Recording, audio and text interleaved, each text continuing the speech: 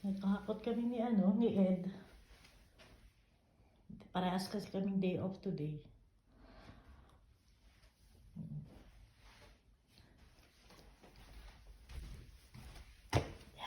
Ayan, makalat. Okay lang. Takot ng mga box.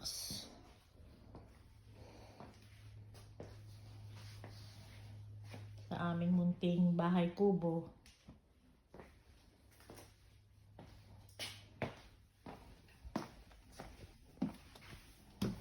Unti-unti ang paghahakot. Gano'n naman talaga din.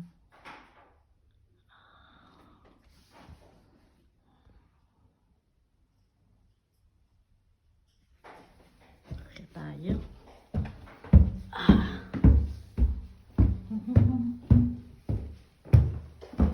Mahal ang property dito sa UK.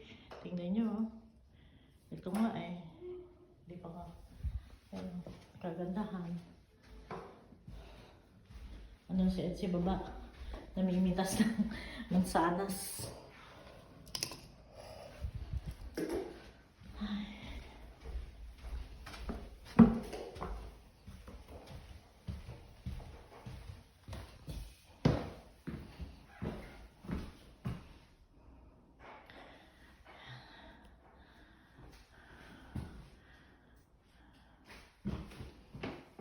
Simpleng-simple. Tama lang, importante may matirahan at hindi na nangungupahan.